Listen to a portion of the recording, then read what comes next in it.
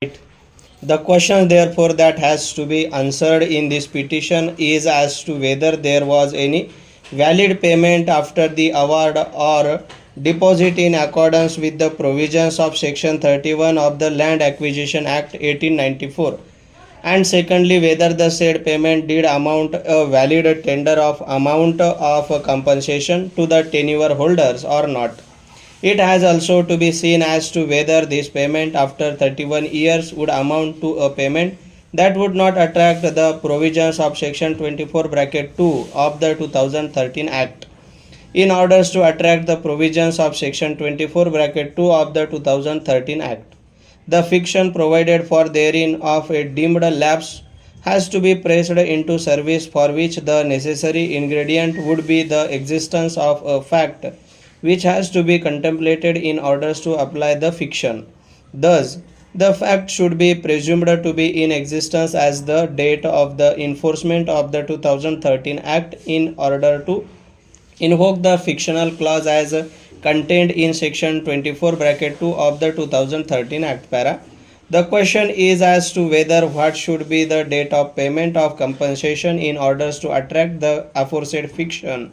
It is here that we find that the provisions of section 24 bracket 2 of the 2013 Act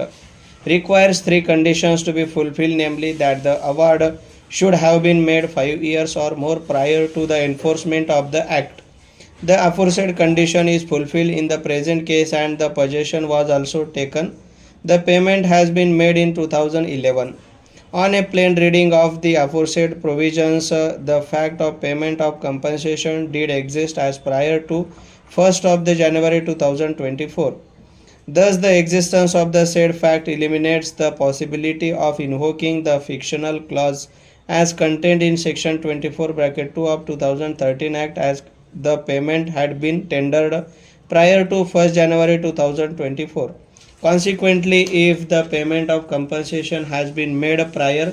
to 1st January 2014, the same cannot be said to be an invalid payment unless the payment which has been made falls short of the requisite payments to which the tenure holder was entitled. In our considered opinion, if the payment which has been tendered to the petitioners by way of checks, which is a literal payments as against the amount calculated under the award, is short of the amount which ought to have been paid to the petitioners under the award, then in the event the said payment cannot be said to be the full and complete payment as contemplated under the award. If that be the situation, then the petitioners can claim the benefit of section 24 bracket 2 of the 2013 Act, provided there is an evidence to the effect that the payment made to the petitioners falls short of the payment to which the petitioner we entitled under the award. In view of the matters, the levy period of 5 years as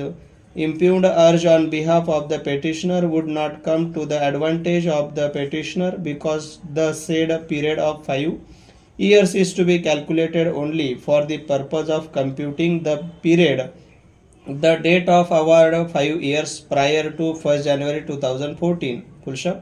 The said levy period is not in relations or to contemplated to apply for possession and payment of compensation that can be prior to 1st January 2014. If the payment or the possession has not taken place on or before 1st January 2014, then the provisions of section 24 bracket 2 will be clearly attracted, provided the award had been made 5 years prior to 1st January 2014. Stop.